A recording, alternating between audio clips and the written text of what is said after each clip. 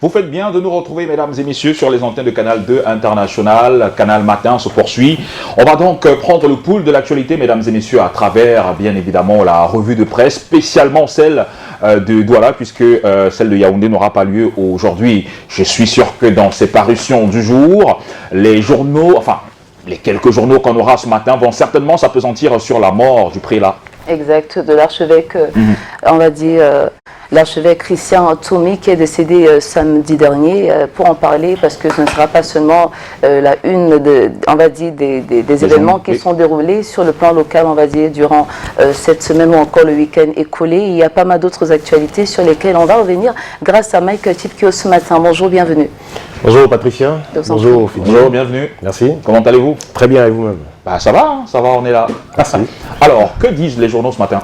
Eh bien, on va commencer, vous l'avez dit tout à l'heure, avec le messager qui nous parle naturellement de la mort du prince de l'église catholique au Cameroun, le cardinal Christian Toumi, ancien archevêque émérite de Douala, le prélat qui était l'une des plus grandes voix et autorités morales du Cameroun, s'est éteint samedi dernier. La chronique de Jean-François Chanon lui est consacrée ce jour. Il y a des prélats, mais il y a le cardinal Toumi. C'est une chronique où le directeur de la publication du quotidien Le Messager parle de la vie de l'homme, de comment il a connu le cardinal Christian Toumi, du parcours et des convictions même de Christian Toumi qui s'en est allé. Mais qu'est-ce que pensait justement le cardinal au sujet de l'alternance au Cameroun, du sécessionnisme, du tribalisme, de l'église catholique en elle-même? Le journal retrace quelques faits d'armes du prêtre de l'église catholique romaine au Cameroun, l'homme qui s'est éteint le 3 avril à Douala, s'est opposé au régime de Yaoundé, autant qu'il a conservé les secrets de sa chapelle. Jusqu'à 91 ans, il est resté droit dans sa soutane, affable autant que pertinent. Le cardinal Toumi ne manquait aucune occasion de fustiger le gouvernement camerounais. Ses positions contre la gouvernance sociale et politique dérangeaient au Cameroun. L'évêque quarantenaire dans sa fonction le savait également et il ne manquait pas de s'exprimer sur de grandes questions, la dernière étant celle de la résolution de la crise dans les régions du nord-ouest et du sud-ouest du Cameroun. Et au sujet de ces deux régions, le nord-ouest pleure donc le pacificateur et défenseur de la justice sociale, que ce soit le religieux, le politique ou l'administratif. L'unanimité se fait autour de la mémoire du pionnier qu'était ce grand homme d'église épris de paix et de vérité au Cameroun. Le journal Le Messager lui rend hommage dans ses colonnes ce jour. Et les questions d'élection préoccupaient également le cardinal Christian Toumi. Le journal parle de branle-bas au sein du Rassemblement démocratique du peuple camerounais et du Social Democratic Front avec ce projet de révision de la constitution, du code électoral plutôt au Cameroun, tout juste après la lecture d'un communiqué signé par 7 partis politiques d'opposition déterminés, devraient ensemble jusqu'à atteindre l'objectif le même jour. Onde de choc au sein du RDPC et du SDF régional du littoral. Le secrétaire national à la communication du RDPC, Jacques Famdongo, par ailleurs membre du bureau politique du parti présidentiel, réagit. Il réagit en 5 points qui structurent sa communication et l'on retient, selon le RDPC, qu'il s'agit d'une initiative qui ne saurait prospérer. Pour donner du sens à sa démonstration, l'homme politique s'appuie sur le rôle prépondérant du Parlement dans la confection des lois au Cameroun. En d'autres termes, écrit Le Messager, qui tient le Parlement fait la loi, selon Jacques Famdongo, et le comité exécutif régional du SDF pour le littoral lui aussi déplore qu'un membre dont l'auto-exclusion a été constatée le 21 mars dernier ait été associé à une initiative aussi délicate qui engage la crédibilité, la légitimité, même la noblesse du SDF sans aucune concertation préalable. Le journal parle ainsi, Jean-Michel Nietzsche parle ainsi de Joshua aussi, le premier vice-président du Social Democratic Front, qui a été associé à cette démarche des 7 partis politiques d'opposition qui se sont réunis à Yaoundé autour de la réforme du code électoral camerounais. La nouvelle expression en parle également dans ses colonnes aujourd'hui. Le journal scrute les chances de ce G7 qui vient d'être mis sur pied. C'est cette formation politique qui font chorus autour de la modification du code électoral, du système électoral. Donc, en général, quelles sont les chances de réussite de ces 7 partis politiques d'opposition? Le journal scrute dans ses colonnes aujourd'hui. Avant de parler à sa grande une, vous le voyez, encore du cardinal Christian Toumi. Le cardinal dit au revoir, fin de parcours pour un homme. La nouvelle expression a choisi de donner la parole à ceux qui l'ont connu pour lui rendre un hommage appuyé. Dans ses colonnes se joue une figure de paix. Le cardinal Toumi, très célèbre pour ses inlassables tentatives de médiation entre les sécessionnistes anglophones et le gouvernement de Paul Biya, est mort samedi dernier des suites de maladie à l'âge de 90 ans. Dans un entretien accordé à une radio internationale il y a quelque temps, il déclarait qu'il faut retourner au système fédéral pour régler la crise anglophone. Il ne croyait pas que les élections régionales apporteront de solutions justes, complètes et durables à cette crise. Le journal nous propose d'ailleurs quelques extraits de cet entretien accordé à cette radio il y a quelques mois maintenant. Il nous propose également des extraits d'un entretien en 2005 alors que le cardinal prenait sa retraite. C'était le 15 octobre 2005 précisément, quand le cardinal prenait sa retraite. Il avait remis sa démission au pape Benoît XVI et les propos de cet entretien de 2005 sont encore extrêmement d'actualité aujourd'hui. De Luc Perry, Wanji, en passant par Georges Dougueli, Patrick Christian Dorbo, Joseph Roland Djotier, journaliste, et bien d'autres membres de la société civile qui rendent hommage au cardinal dans les colonnes du journal La Nouvelle Expression en kiosque aujourd'hui, qui en a fait un dossier de 4 pages pour dire au revoir au cardinal Christian Toumi. Intégration lui dit également au revoir à sa manière. L'hebdomadaire est en kiosque aujourd'hui. Thierry Ndon choisit de parler de ce Cameroun qui perd son point cardinal. Cardinal Toumi était une histoire qui inspire une belle leçon d'humilité également et qui pose la question aujourd'hui à nous les vivants. Est-ce que les gens qui face à nous les vivants justement, est-ce que nous sommes à la hauteur de ces gens qui face à l'histoire ont senti ce qu'il fallait? Le journal lui rend un hommage appuyé aujourd'hui en remontant justement à l'histoire, en publiant également des extraits d'entretiens que le cardinal avait accordés à ce journal avec raison. Où on l'a louangé, un prélat honorable. Ces bons mots ne sont pas exempts de mélancolie. L'homme de Dieu aurait pu aller au bout de sa vision de l'alternance au sommet de l'État du Cameroun. Il aurait bien voulu manager autrement le problème anglophone. Il aurait bien voulu voir son pays aller dans le sens de la prospérité. Il traitait avec finesse bien de problèmes de notre temps. Il avait en tête un programme détaillé de réformes à renouveler sans cesse. Les travaux du cardinal Toumi, parcours et profil d'une éminence, cœur de prêtre, cœur de feu également. La crise anglophone qui perd un de ses grands défenseurs, l'Église catholique, qui n'a plus de cardinal au Cameroun. Le journal lui rend un hommage aujourd'hui à travers de propos d'hommes qui l'ont connu, qui l'ont côtoyé dans ses colonnes. Le journal parle également de la présidence de la CEMAC et le président de la République Oscanel, le président de la République du Cameroun, Paul Biya, le magistère du chef d'État camerounais au milieu de 2 crises aura plus approfondi l'intégration sous-régionale et renforcé l'action collective qu'en période faste. Une présidence de la CEMAC axée sur des résultats à mettre à l'actif de Paul Biya, le président de la République du Cameroun. L'intégration nous parle aussi de ce fameux 6 avril 1984. Jour de ce coup d'État manqué au Cameroun. Le journal nous amène en fou justement sur les lieux d'une fosse commune dans les forêts de Mekomba et Mvok-Nomo, à la lisière du chef-lieu du département de la Mefou et Afamba. Le souvenir du putsch manqué contre Paul Biya hurle encore en silence. Le journal a mené un reportage dans ce coin, dans un lieu où le bataillon anti-commentaire reste toujours en poste à Mekomba ou en Vognomo. Le souvenir des scènes d'inhumation des putschistes exécutés est évoqué de façon plus sensible, mais pas du tout en détail. C'est un silence de mort sur ces affaires, sur ces événements du 6 avril 1984, écrit le journal Intégration. Un autre hebdomadaire en kiosque aujourd'hui, c'est l'Œil du Sahel qui nous livre des détails sur ces événements du 6 avril 1984 en donnant la parole à certains acteurs, des acteurs de ce putsch du 6 avril 1984 au Cameroun. Ils étaient donc des policiers, gendarmes et bien d'autres. Aman Merkaya, inspecteur de police, 2e grade, était élève gardien de la paix au moment de son arrestation. Zumba Nihi, lui, était gendarme-major au moment des faits.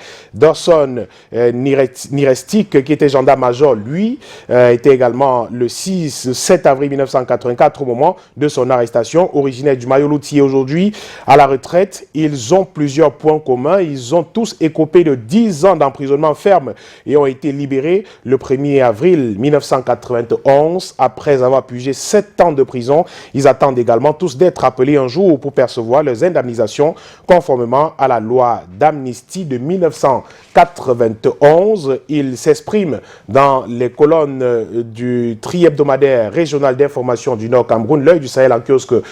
Aujourd'hui, le journal de Guibaï Gatama qui nous parle aussi d'un fou, une fosse commune du 6 avril qui rend un terrain invendable. Les propriétaires du site réclament à l'État une indemnisation. Tout savoir et tout comprendre sur ces événements du 6 avril 1984 au Cameroun. C'est dans les colonnes du journal L'œil du Sahel en kiosque aujourd'hui qui parle aussi d'énergie électrique au Cameroun. Les annonces du gouvernement pour les régions septentrionales du Cameroun, les grandes annonces pour mettre un terme aux ruptures d'énergie électrique constatées au Cameroun. Gaston Ilundu Essomba, le ministre de l'eau et de l'énergie, les a énumérées au cours d'une conférence de presse il y a quelques jours à Yaoundé. Entrepreneur est en kiosque ce jour.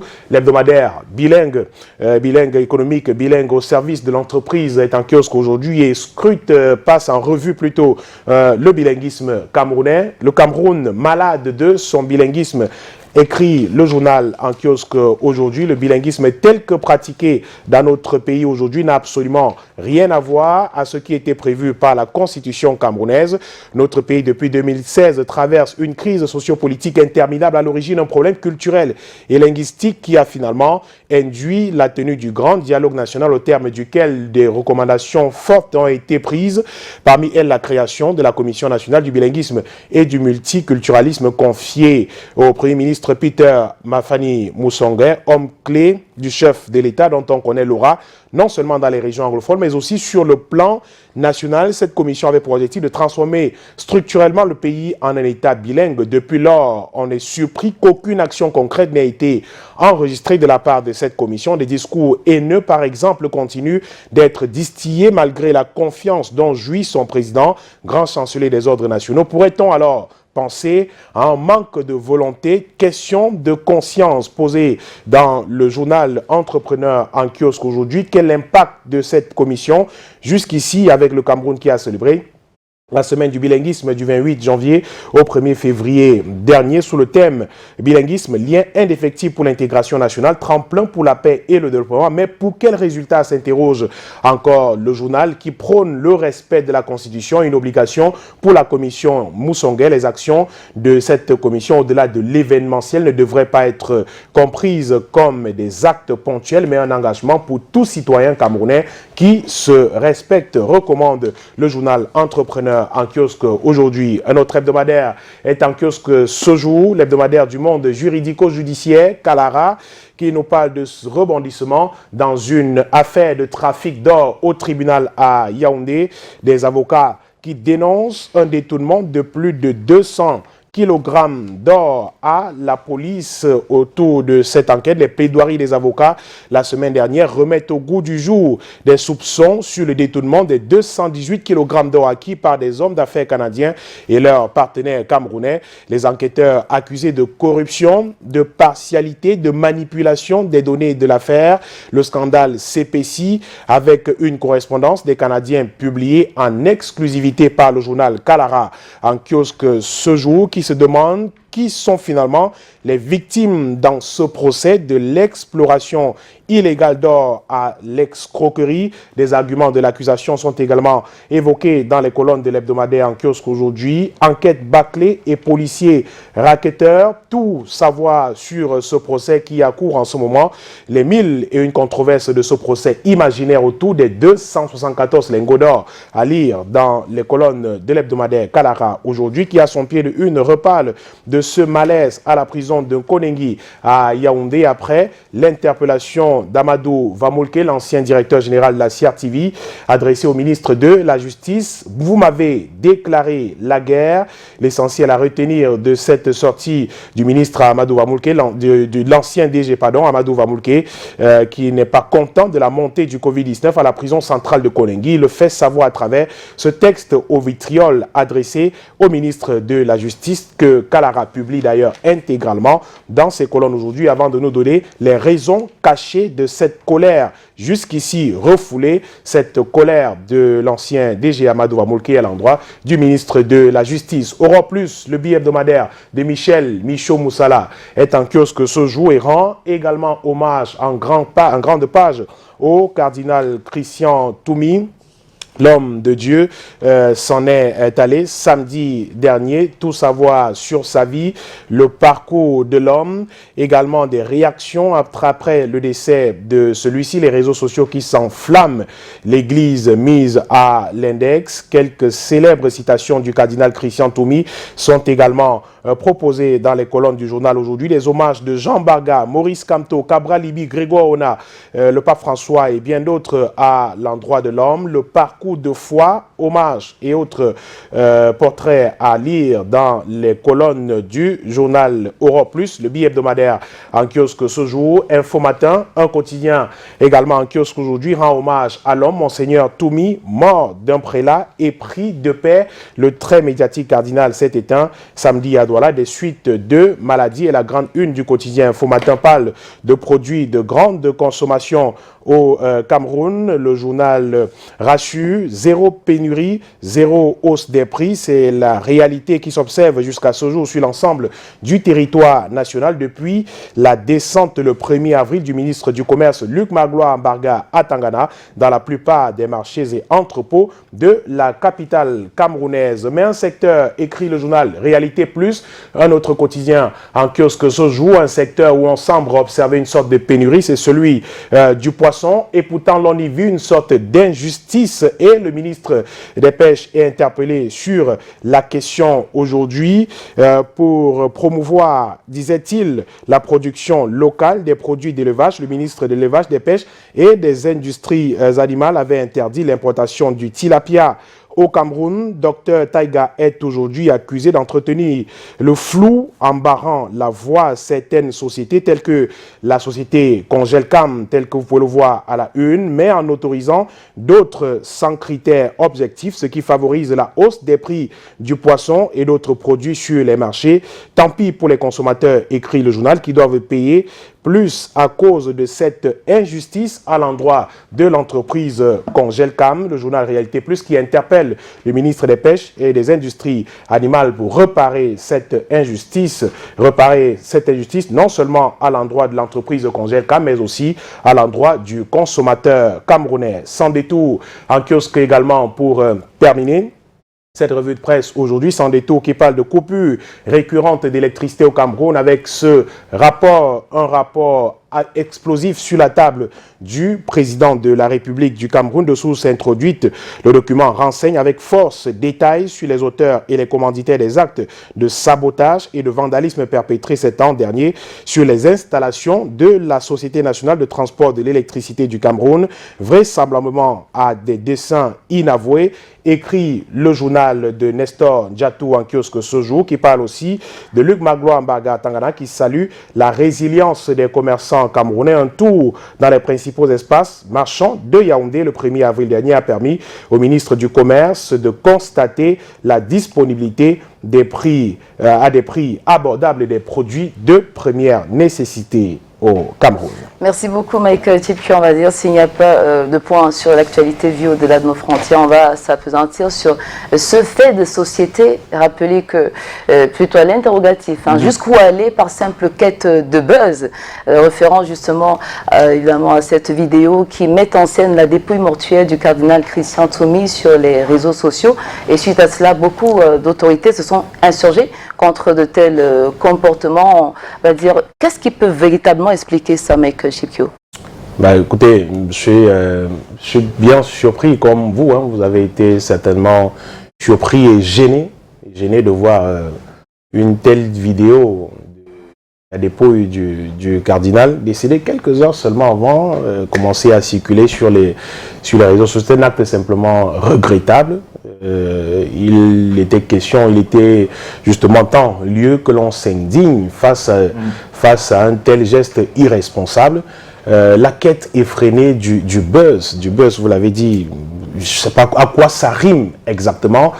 C'est-à-dire filmer comme ça la dépouille d'un homme et publier dans les réseaux sociaux. On ne s'indigne pas simplement parce qu'il s'agit de la dépouille du cardinal Toumi, mais bien d'autres, que ce soit pour n'importe qui. Je crois qu'il n'y a pas de raison qui puisse justifier une telle affaire. Est-ce que l'objectif c'est quoi? C'est de prouver justement qu'il est décédé, ou qu'est-ce qu'on recherche dans un tel acte, dans un tel geste? Je crois que c'est quand même terrible. Il faut rentrer dans la tête de celui qui pose un tel acte pour comprendre effectivement qu'est-ce qu'il recherche en faisant poster une telle vidéo dans les réseaux sociaux. D'où vient même l'idée, effectivement, que l'on soit devant la dépouille d'un homme, que l'on soit affligé, que l'on soit mal, que l'on soit touché par le deuil et pleurer, mais que l'on ait quand même le réflexe de sortir son téléphone portable et de prendre le temps de faire une vidéo que l'on prend le soin de publier après. Bon, on a tout entendu autour de cette affaire. Tantôt, ça s'est passé dans un hôpital, tantôt, ça s'est passé ailleurs, mais vous l'avez dit tout à l'heure, les autorités ont pris les choses en main. Le ministre de la Santé, par exemple, a réagi à propos. On a vu de nombreuses réactions d'autres autorités qui se sont indignées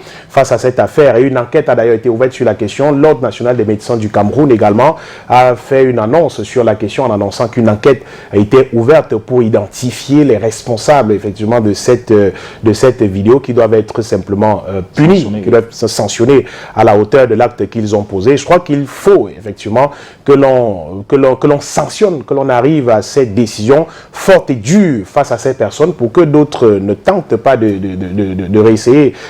Après, on en a souvent vu, c'est devenu récurrent au sein de notre société. Parfois, ça amuse. Vous voyez des gens qui arrivent sur un lieu d'accident et puis sont plus préoccupés de sauver des vies qui peuvent encore être sauvées sur place, prennent leur téléphone, font des vidéos pour publier de partout. Non, je crois que comme quelqu'un disait, elle va le dire parfois un ami, peut-être que nous n'étions pas prêts à l'utilisation des réseaux sociaux. Vraiment, il y a beaucoup de choses qui doivent encore être faites, de l'éducation, de la pédagogie autour de l'utilisation de ces réseaux sociaux. C'est extrêmement grave. C'est-à-dire avoir le réflexe de tout poster, de tout partager, de tout publier. C'est assez grave. Et je crois qu'il y a une chaîne qui s'est également constituée autour du blocage de cette vidéo. Parce que moi, je l'ai reçue, par exemple, et puis j'ai fait la remarque immédiatement à la personne qui me l'a envoyé de ce qu'il n'était pas bon de partager ce type de vidéo. Je crois que c'est aussi ça.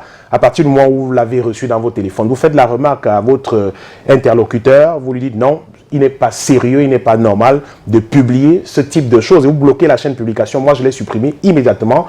Par exemple, je ne l'ai plus reçu de quelqu'un d'autre par après. Peut-être que les gens commencent à prendre conscience. Il faut que nous sensibilisions nous-mêmes autour de nous en disant à nos proches, à nos amis, mais écoutez, il n'est pas sérieux, il n'est pas normal de publier ce type de choses. Quel est l'objectif recherché derrière? Je crois que chacun doit prendre conscience à son petit niveau. Les réseaux sociaux, c'est pas un exutoire, c'est pas un lieu où on va tout mettre, on va tout publier. L'utilisation, je crois qu'il y a beaucoup de travail qui doit encore être fait autour de l'utilisation des réseaux sociaux. Pour ce qui est de la répression, encore la sensibilisation, on saluait déjà pourtant cette action du ministère des Postes et Télécommunications. On voudrait qu'on y mette encore un accent parce que c'est sérieux, oui, pour davantage encadrer les réseaux sociaux qui, on va dire que le but en fait est plutôt positif, c'est-à-dire que permettre à tout le monde de pouvoir échanger, puisqu'on dit on présente le monde comme un village planétaire, mais il faut pouvoir donc encadrer cela pour que tout cela, éviter les dérives en fait. Effectivement, tout ça va avec les dérives, c'est le mot, tout ça va avec les dérives. C'est pour ça qu'effectivement, il existe des lois. Il existe des lois pour encadrer, le champ. C'est-à-dire que de ces nombreuses dérives dont vous parliez tout à l'heure, il existe des lois. Dans le Code pénal et bien d'autres lois qui existent pour punir ce type d'actes. Mais bon, malheureusement, on a parfois le sentiment que l'on présente seulement ces lois-là comme des éventails. Et après, quand il faut réellement punir, on est un peu souple, on est peut-être un peu laxiste sur la question. Mais je crois qu'on doit laisser un peu la souplesse et faire vivre la rigueur de la loi, la rigueur de la loi pour que les gens comprennent que non, ils ne doivent pas se livrer à ce type de folie, finalement, parce que pour le cas d'espèce, c'est réellement une folie qui ne se justifie pas.